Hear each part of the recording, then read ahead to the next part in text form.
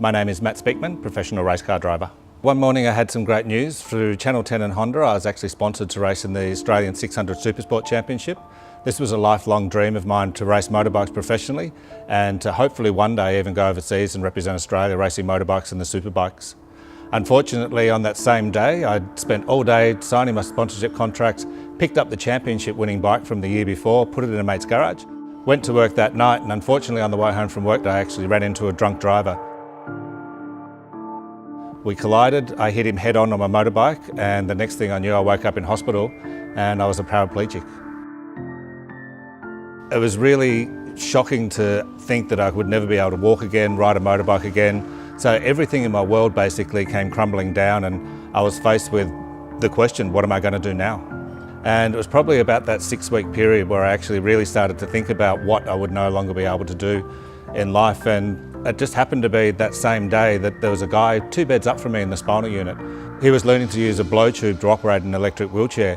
Made me actually look down and wiggle my hands and think, wow, things could have been a hell of a lot worse for me. And at that moment I made the choice to do one thing, and that was just try. And just try things and see what was and wasn't possible, and try and get away from the cloud of negativity that was surrounding me at that particular time. I had an opportunity to go and live in Vanuatu for a couple of months and borrow a house over there, and just get away from everybody telling me what I can't do and just start trying to do things. And then had a fantastic opportunity when I got back in 1994 to do the Sydney to Hobart yacht race for the first time in the world with a full disabled crew, and that was an absolutely sensational experience doing that.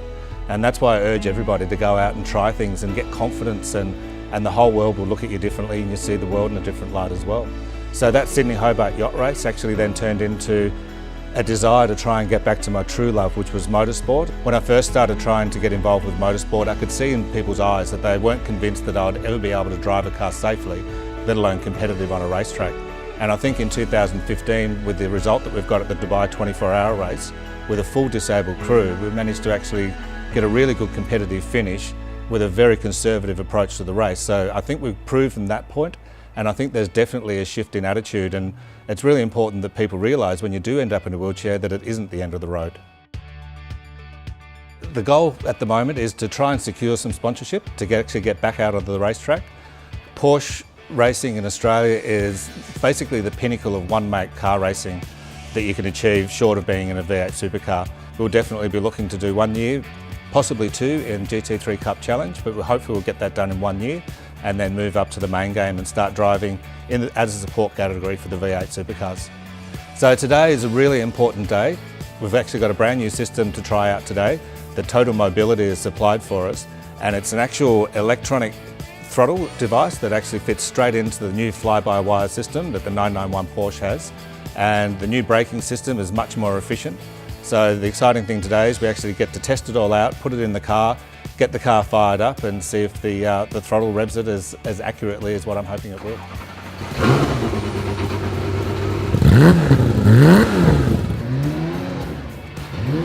The most important charity that we're going to be promoting is No Second Chance. No Second Chance was developed back in 2013. It was the brainchild of Andy McElrea here from McElrea Racing, trying to create awareness about what people in wheelchairs are actually capable of, and also trying to find a cure. I think we're covering all the bases to try and assist other people in wheelchairs as much as possible.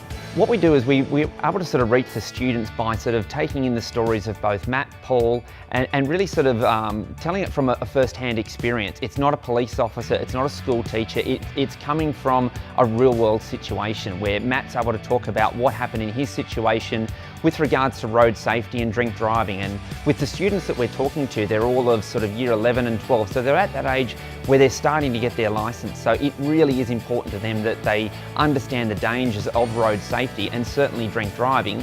And then obviously with Paul Stanley there, he talks about the youth violence. And again, with both stories being so real, and obviously with Matt being able to sort of come out in his wheelchair, it really hammers the point home as to how important these issues really are. I had an accident back in 2016 and was put into the PA hospital.